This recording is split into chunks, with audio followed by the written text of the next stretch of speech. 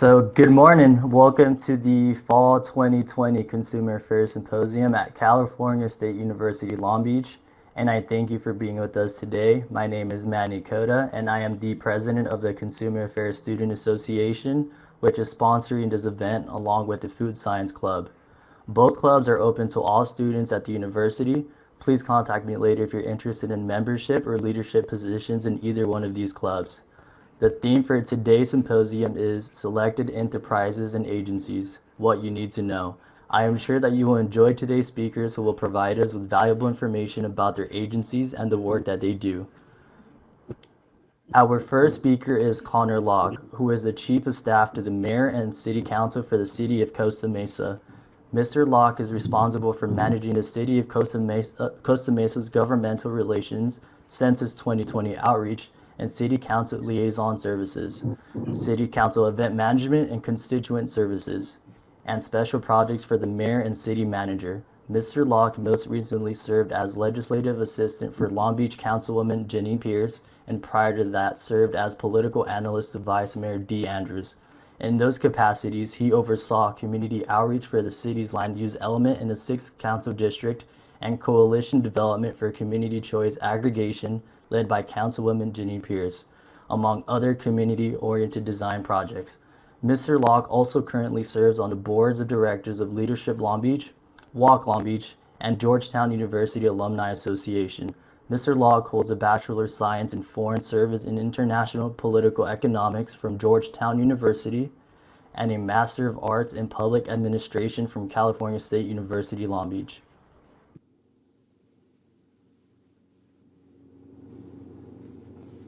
Thank you, Manny. You're welcome.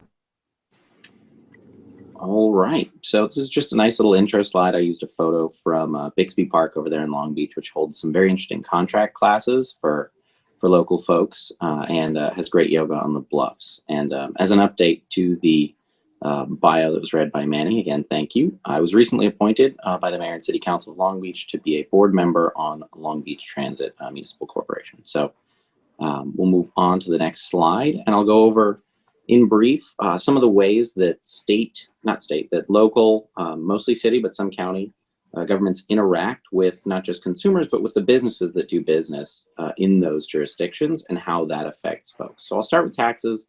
We'll go pretty quickly through here. It's not everyone's favorite topic, but it is important and it's something that affects all of us. So when you look at sales taxes in your local jurisdictions, in your cities, your counties, you see a pretty interesting difference in the approaches by different counties and by different states to how they allow their local folks to tax to raise revenue. So LA County has a pretty high tax rate. It's the highest in the state at 10.25%, or cities are allowed to go up to 10.25%, and many have.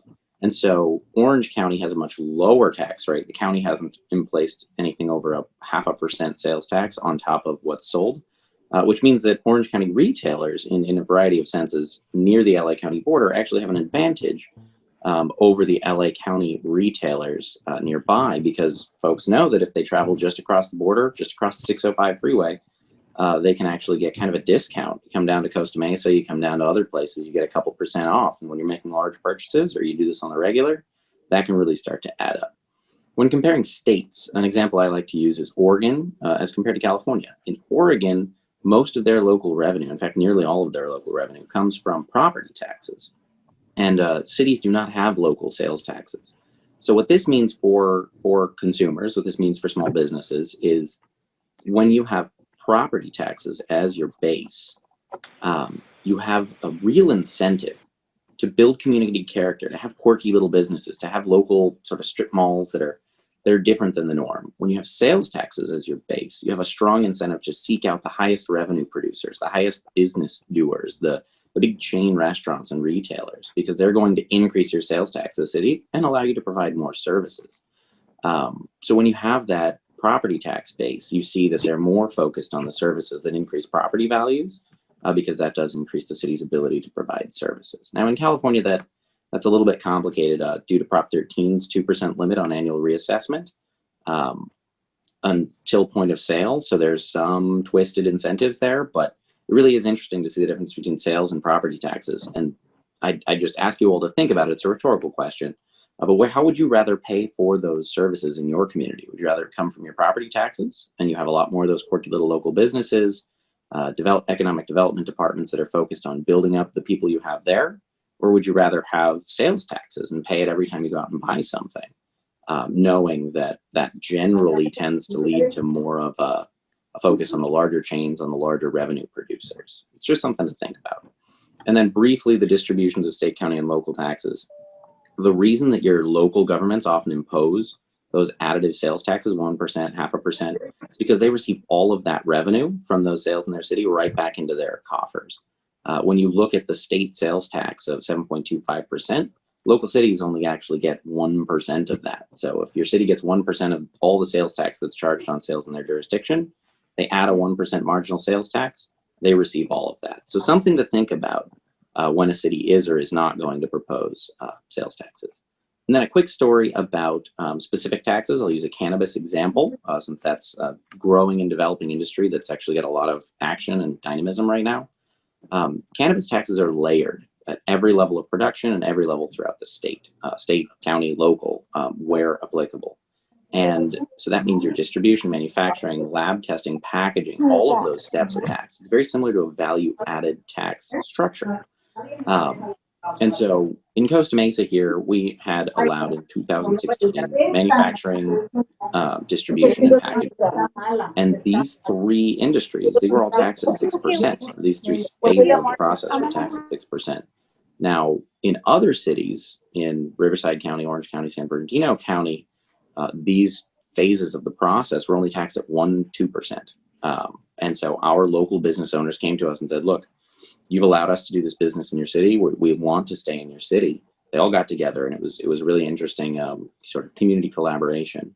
So the only way we can stay in your city is if you drop the tax rate. You have to drop it at least to 1% or lower, or we're going to have to pack up operations and move. And the city council had a couple long deliberations on this in public meetings, met with the cannabis operators in the city, and in the end decided to lower that tax rate to 1% to make sure that their local businesses who had become community fixtures were able to stay in the community. These people had invested in their businesses in the city, and the council understood that and wanted to keep them here. And then moving on, so for business licenses, there's different structures in different cities. Oh, sorry, Peter. There's different structures in different cities, different places. Some cities have a flat business license fee. You know, we pay $125, you get your business license. That was an older approach. More cities have changed since then. But under that approach, some still operate. And just imagine for a moment, you've got a little mom and pop operator. They've got 300 square feet, tiny little space in a strip mall. It's old. It's a 1950s building, hasn't had a lot of renovations. They're paying $125 every year for their business license. Just down the road, there's a major shopping center.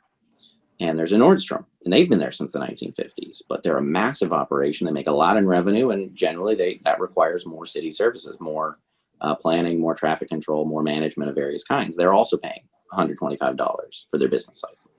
Some cities still have that structure. Others now have flat fees, different fees based on different business types, which is an annual negotiation for the master fee schedule with cities. And then some of them actually levy gross receipts percentage taxes as well on top of that. So there's a lot of different ways that cities interact with different types of businesses. And we'll get into that on the next slide. Thanks, Peter. So a couple ways that local businesses and consumers benefit from these services are things like facade improvement programs. The city of Long Beach actually has had a great facade improvement program for the past many years through the Economic Development Department, whereby the city ponies up, between $5,000 and $10,000. The business matches that $5,000 to $10,000 through a brief application period, and then they receive the city funding through an appropriate contractor to match a certain palette of facade appearances in a business corridor. It really brings up the neighborhood, brings up the feel, and makes it more attractive to come and shop. Cities also have the power to implement parklets and to implement new speed limits. Many people don't know this, but parklets can only be put in on streets according to California Vehicle Code with the speed limits under 35 miles an hour. Now, cities have the power to change those speed limits within reason. And so if there's a location that really needs a parklet, especially in COVID-19 pandemic times where they can't transact business indoors, business owners, members of the community can go and talk to their members of the city council, talk to city staff and say, hey, we'd really like to see anything you can do to get this parklet put in, anything you can do to support the parklet, whether it's a business grant, lowering the speed limit. There's a variety of ways that businesses, individuals can interact to make their community, their opportunities better for them.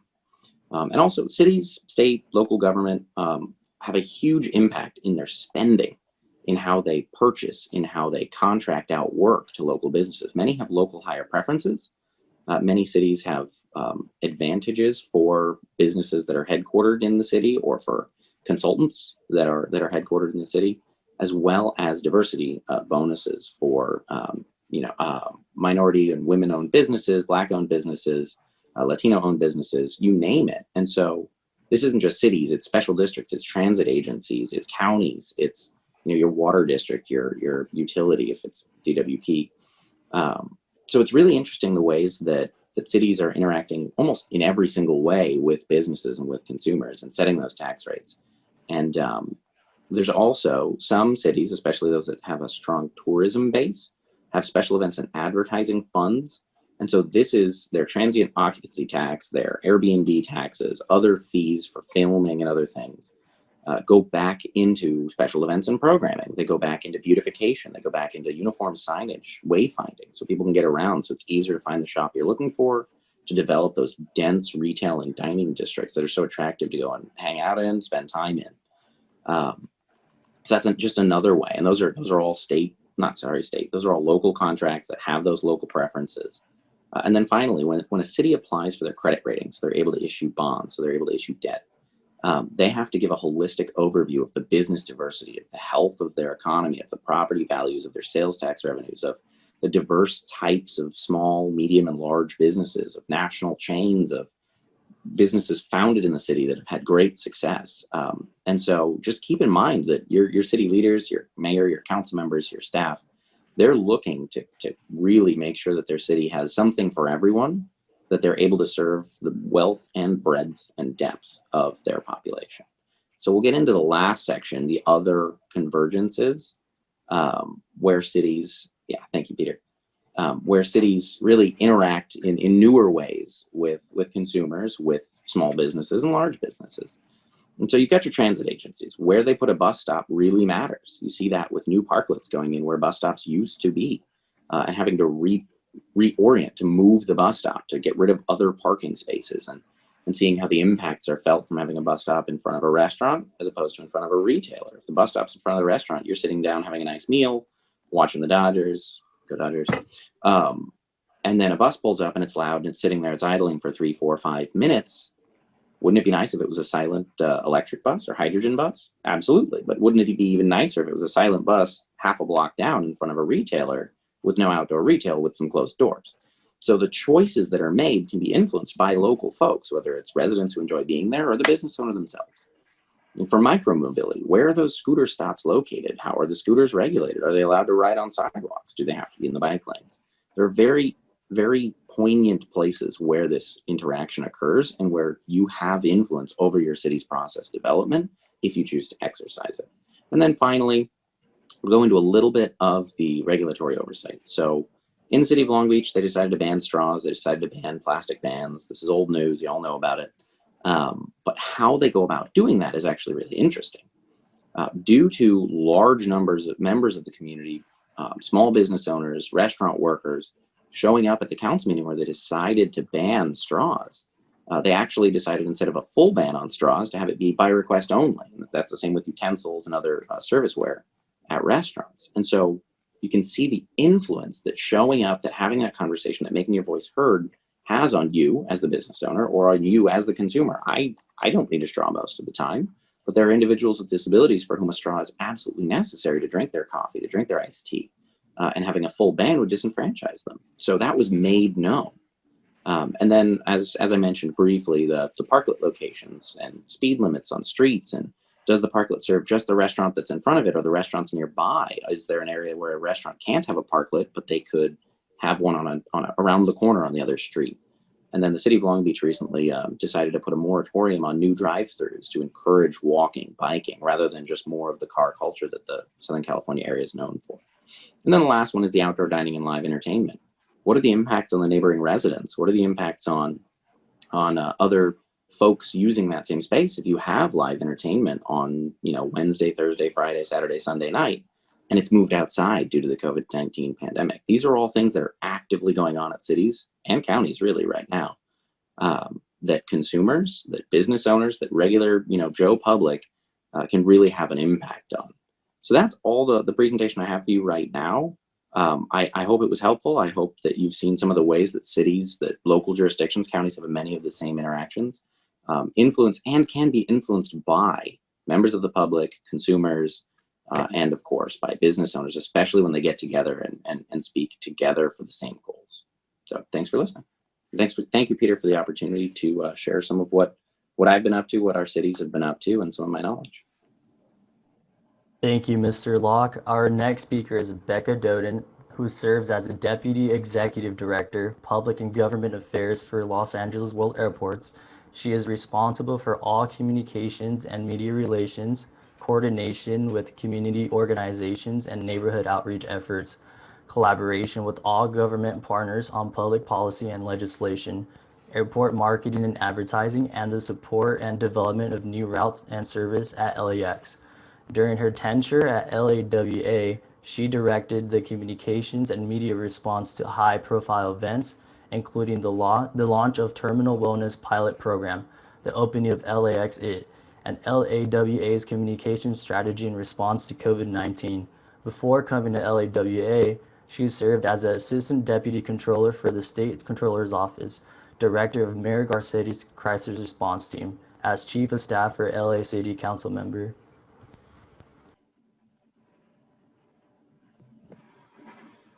Great. Thank you, Manny, for that introduction. And thank you, Dr. Cresa, for your invitation to be here today.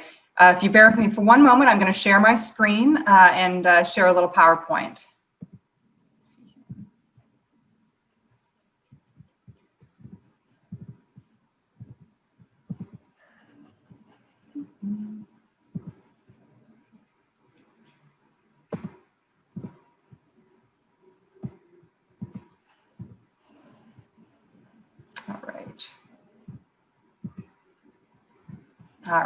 All right. Can you, Manny, can you give me a thumbs up, computer? Okay, great. So, hi, everyone.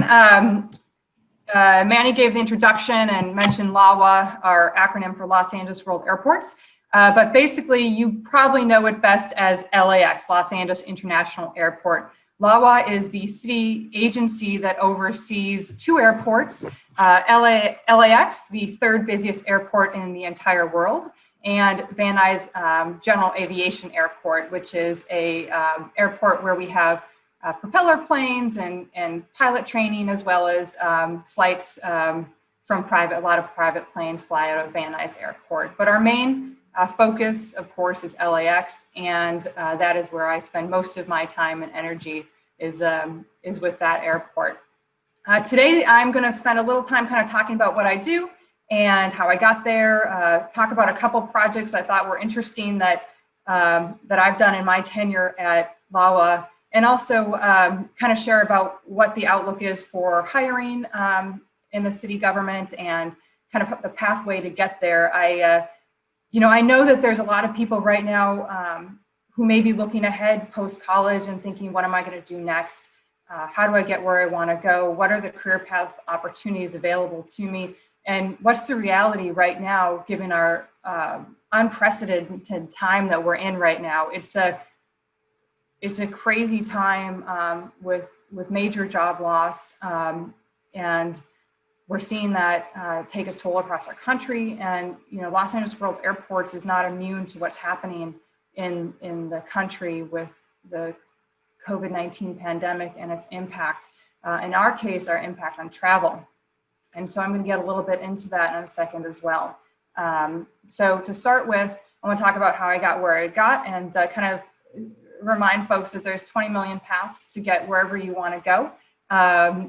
And you never know kind of where you may end up in your careers. But my path started, I was born and raised in Minnesota in a suburb of St. Paul.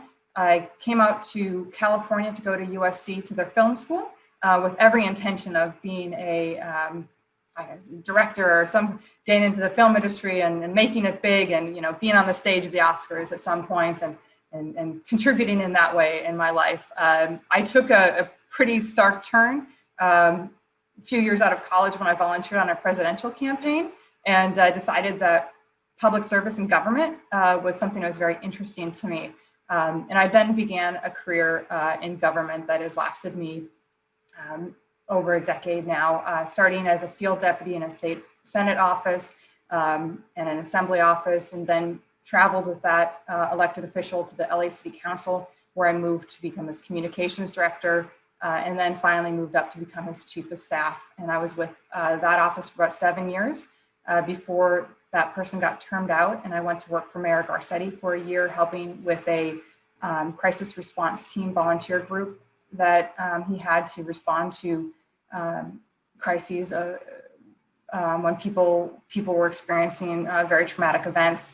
Out of that, I actually was asked to run the campaign for a former LA Long Beach Police Department chief, Jim McDonnell, his first campaign for sheriff, which he won. So I ran a countywide campaign, which we won, and he was sheriff for 4 years. After that, I needed a job, as anyone in a campaign knows, that it lasts only as long as the campaign is, and then you need something else. So I went to work for our state controller, Betty Yee, for a couple years in her state controller's office, running statewide external affairs in the LA office, before finding out about a position at LAWA that was for communications, and became the director of public relations and media. Since I got there, I've been promoted twice to managing director of media relations, and then finally recently to be a deputy executive director and take on some new roles in my portfolio. And as you can see, I'm a member of the executive team at LAWA. I work with our CEO and other members to kind of create strategy and policy for our airport. I run media and public relations, government affairs, community relations, airport marketing, and air service development, all of which are very interesting right now, given just the reality of COVID and where we're at.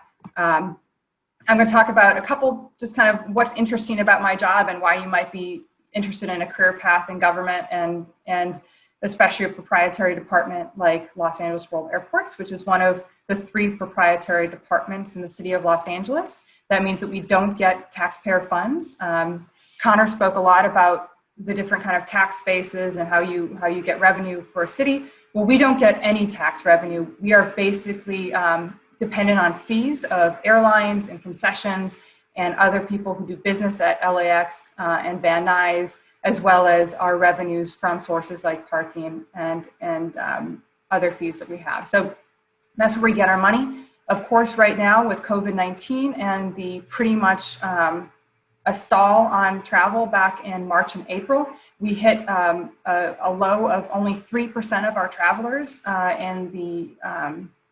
one point versus last year. The month of April, we had 5% of our travelers versus last year. So you can see we were decimated. We were down 95% versus the year before.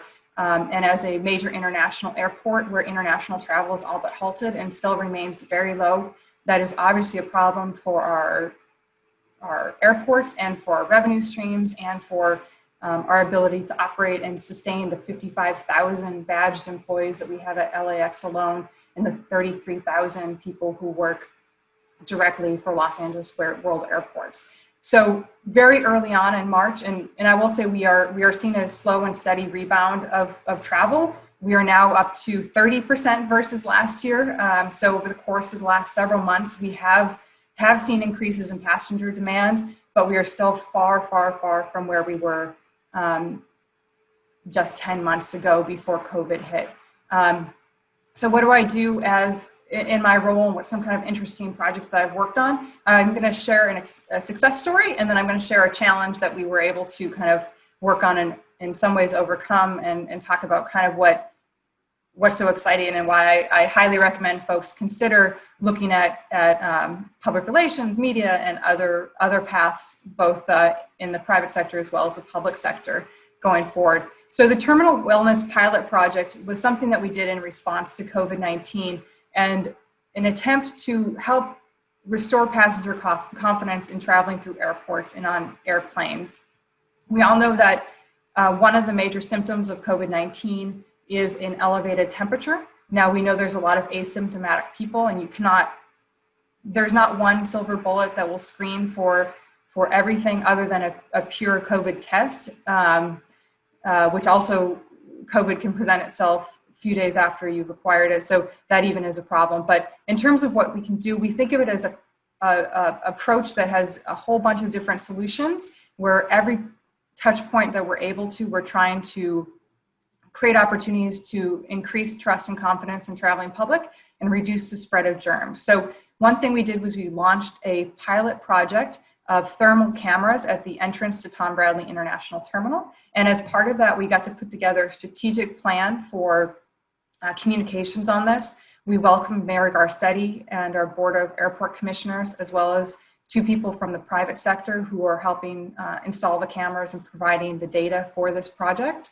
And as part of that, we hosted a press conference, interviews, we put together a video package, press release, PowerPoint. We walked reporters through an embargoed presentation about what we were going to be announcing that morning, so that when it did get announced, we had coverage from, as you can see, most national major newspaper and press, everything from Good Morning America to the Washington Post to CNN and others all came out to cover this. It shows just how important right now the dialogue is around travel and creating travel safe space for people. So it's a really interesting time, and the fact that we can get all of those news outlets out here was a testament to how important travel is right now for the public, and how interested they are in seeing how we're protecting them as they travel. So that was one interesting piece.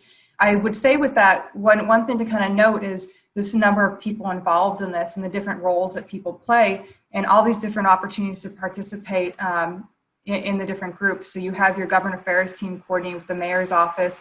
We have our development team who worked with the people providing the cameras to create the space that we set up the cameras in. We had our public safety team working with the people who were doing the screening and the doctors who were reviewing the data that then was erased. We didn't save data, but how do we set that up? And then you had our PR team. We had someone creating video. We had someone writing a press release. We had someone contacting the newspaper. So a project like this takes a whole bunch of different people with a lot of different skill sets throughout our entire team. And it's just a fascinating place to work at airports. So that's one example of collaboration across different teams. I also just wanted to quickly say that everything isn't always a positive press. And one of the most interesting things I worked on in my time there was preparation for something called LA Exit. And anyone who's been to LAX may know that we now have Ubers and Lyfts and taxis in a lot right next to Terminal 1, walkable from there. We had every intention of having an incredible journey for all of our passengers from the moment they leave their plane to when they get in their Uber, Lyft, or taxi. The reality struck when we tried to launch it, and it did not work the way that we hoped it would. So there was several days of sleepless nights. I have a toddler who at that time was, I think, 5 months old. And the number of times she joined me at 6 a.m. for curbside interviews with all of our major local press. All of the reporters got to know her name and appreciated having a baby around as we talked about some tough issues. The great news is that as part of a strike team, I joined with other executives and people across the team, from our operations team, our messaging team, and other folks across the airport, and led by our CEO, of course, to figure out how do we quickly turn this around. There were operational issues, but there were also issues with Uber and Lyft who were messing with the system to try and create surge pricing that really created a problem with how the law worked. So within about a week, we were able to get operations back up and running. And I share this one with you because it took a lot of late nights and a lot of time and a lot of energy to kind of think through how do we both improve the system, but how do we get the narrative to change? Because still to this day, people will think about the first day when there were lines where people had to wait over an hour for an Uber or Lyft versus how it is now when you don't have any line for an Uber or Lyft or a taxi. And so we were just kind of proud of how we were able to turn it around, and very much a success story of our PR team. as we can see some of the headlines here showing improvement, time to relax about LA exit and things like that. So that's another thing that in PR and media, just another kind of plug for it is you never know what you're going to get one day to the next. And it's always exciting and it's always interesting. And it's everything from writing messaging to writing speeches to creating video content to going on camera and telling people why you disagree with what they have to say and why what you have to say is the correct thing. So with that, I'll talk a little bit about Los Angeles World Airports. I know I'm running out of time here. So who are we? We employ more than 3,000 people. We have 50,000 badged employees across LAX and Van Nuys. That includes airlines and concessions and people who help create the TSA, CBP, other people who work within the airport environment. It's a fascinating place to work. It's like a small city with 50,000 people. Positions include finance, operations, facility and maintenance, constructions, administration, human resources, planning, development, IT, and sustainability. And something that you all should note is that most positions are civil service positions. And so what does that mean? It means that you can test to get into the system and you can work up through the system to continue to progress in your career, and you have protections through the union in doing so. I wish I had better news in terms of what the outlook this moment is at LAX, but we are in a hiring freeze because of COVID. We're reducing the use of our contractors. We did an organizational restructuring to create a more efficient, streamlined organization.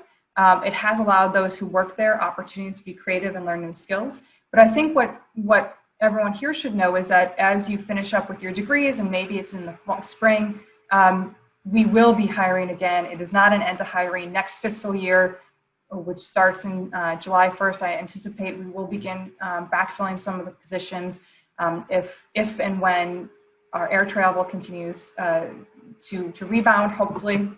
And so there's prospects. I would highly recommend you look at the city websites. Look at per.lacity.org and governmentjobs.com. Both of them have opportunities for you to learn about what positions are out there and what tests are available so you can get into the system. Many of the positions do require a college degree, but they let you test for it. And when you apply for the position, you just need to prove that you have since received your degree. So you can begin in the spring looking at these positions and starting getting a list. Management assistant list is a great track to get into the side of like report writing and looking at the different policy places. There's management assistants across all of our different divisions. In PR, we have a public relations specialist position, and there's HR positions, again, IT positions, all kinds of positions within the city. I highly recommend if you're interested, just start kind of perusing those sites, see what's there and see what requires testing and start figuring out what those calendars are. You can also look online for manuals and how to take those tests so you can prepare yourself for those tests. And I highly recommend it. Working in government and working in the city has been the joy of my life. It is exciting and interesting. I love Los Angeles World Airports. I loved working for the mayor and in the city. Every day is a challenge and an opportunity. So I just highly recommend you look into it. Council offices and mayor offices are not civil service. Those are at will, but departments like Los Angeles World Airports, LADWP and others are civil service. So I highly recommend you look into both tracks if you're interested. We all know that there's more stability in government jobs when you have recessions and economic downturns like we're in right now. You have protections with the unions. Layoffs are the last course that anyone will ever take to find savings. So it's a protected job, good benefits, but just really a great opportunity to give back to your city and your communities to work in government. So with that, I know I've reached my time. I think there might be a couple of questions. Oh, no, this is Peter texting me. So, all right, with that, if anyone has questions in the chat box, I'd be happy to answer, but I also know we're running out of time, so the next person probably needs to take over. Thank you, Ms. Doden. Our next speaker is Tom Jandinko, who is the Director of Ingredient Formulation and Quality Assurance of Bell Rice. He holds a doctorate and master's degree from Texas A&M University. Dr. Jandinko is a part-time professor of food science at CSULB's Department of Family and Consumer Sciences. He has vast experience in ingredient functionality and processing of consumer products. Dr. Ndingo served as chair and professional development panel and a foundation board member at AACC International, a program track reviewer for IFT, and a peer reviewer for scientific journals. He also published scholarly works in industry journals. He has been a speaker at AACC, IFT, and Tortilla Industry Association educational sessions. Thank you. Can you hear me? Manny? Is a thumbs up? Can you hear me? Okay. All right. Let me just share my screen here 1 second. My goodness. There you go.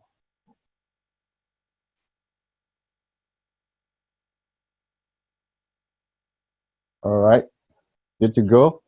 Yeah, so thank you for that great presentation. It's interesting to speak after a huge LAX presentation. Thank you, Ms. Doughton. I've learned a lot. Thanks for letting the students know of the opportunities they have. Now, I wanted to switch gears, but I thought I would start from taking you back to the past by showing you what has changed in the food labeling structure and how that has impacted on what people eat. So it's very interesting to review what people are looking at. So my presentation will be based on just food label and just to highlight what consumers are reading currently when they purchase any product.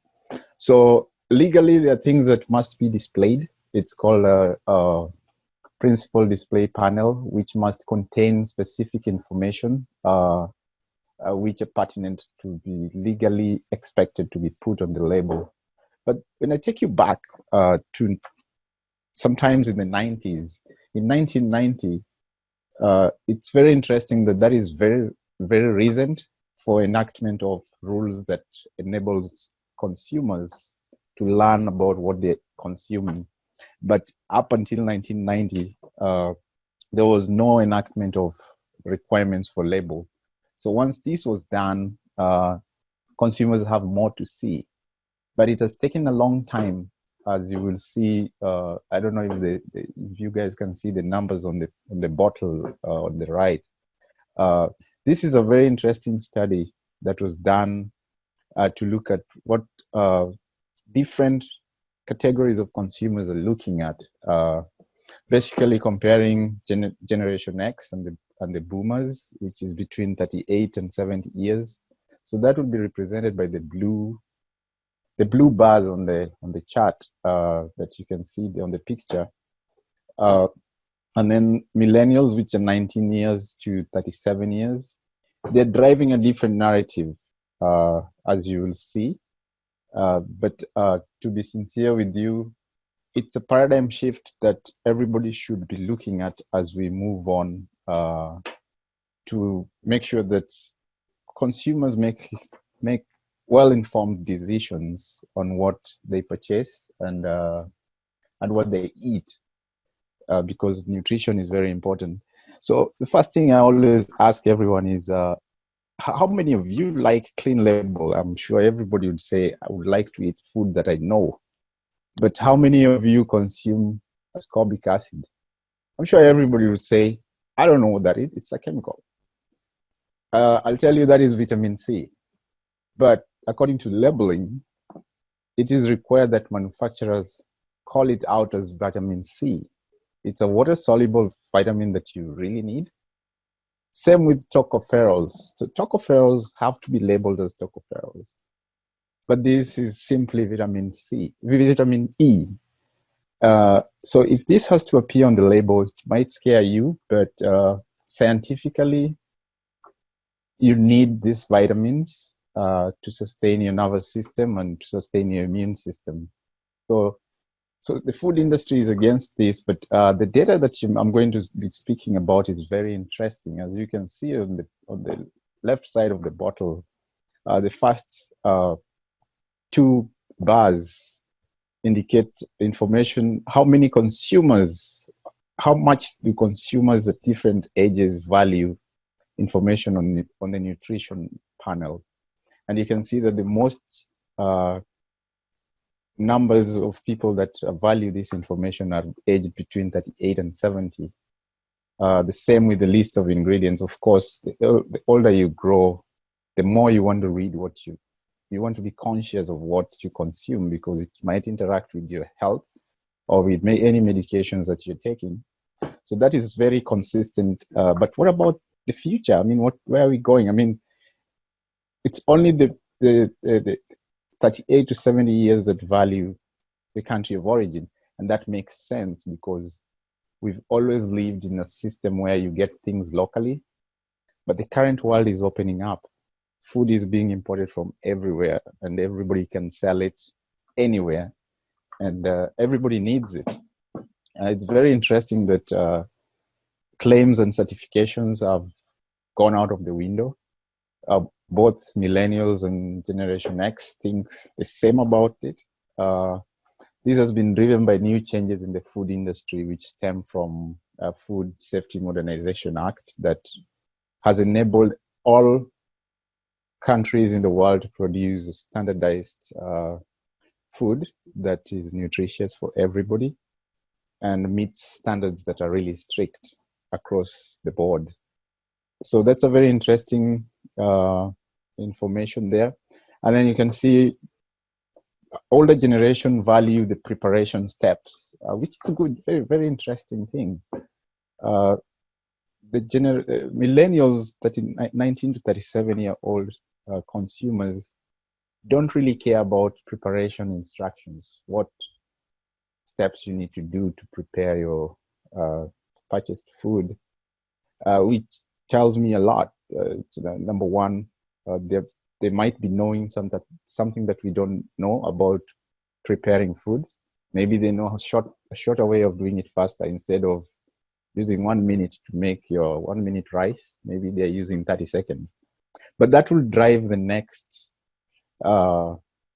trends in food labeling. It will drive it, and it will drive the next trends in the next type of food that is going to be prepared. Because if the younger generation, 19 to 37, do not want to be told how to prepare their food, then they might develop a different way of preparing the food, which will enable the industry to grow it technologically and also grow in terms of new development of different types of foods.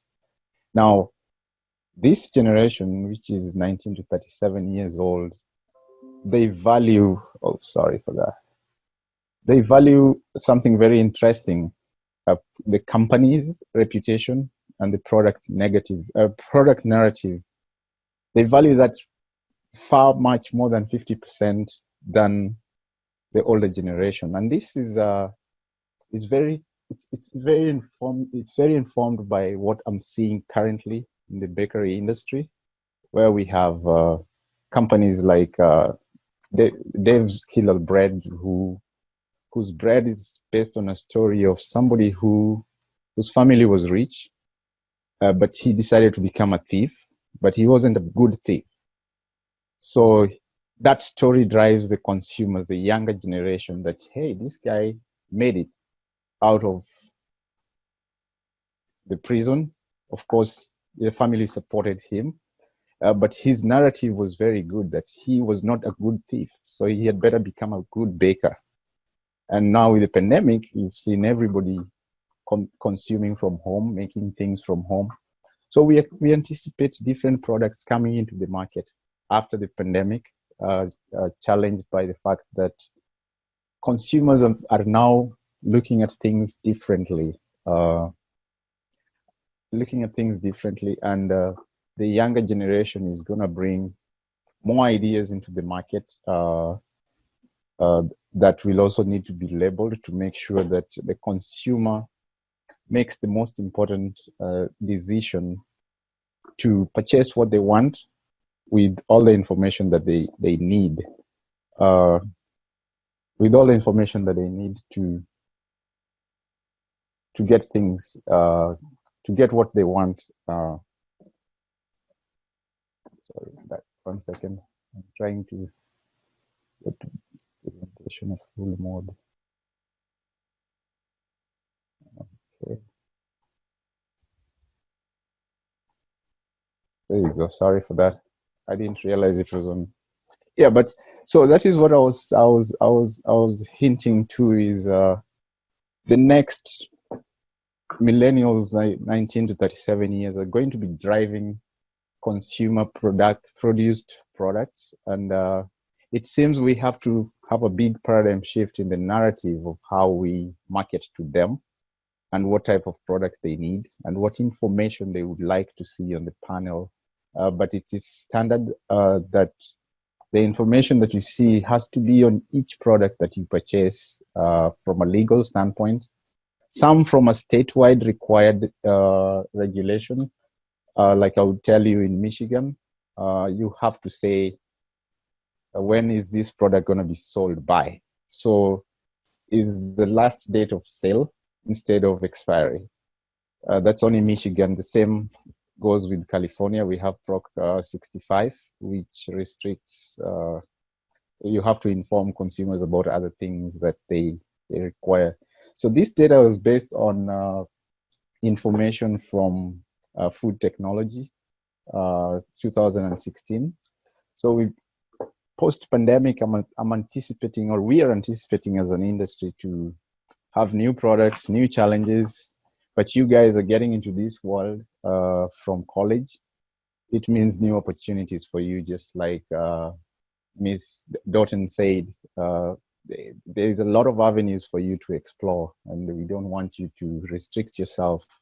I think I have about 3 minutes for anybody who has any question. And then thank you very much for inviting me, Peter, for making this happen. And thank you, Manny, for a great introduction. Thank you, Mr. Jadinko. Before I introduce our next speaker, Melina Ranos, are you here?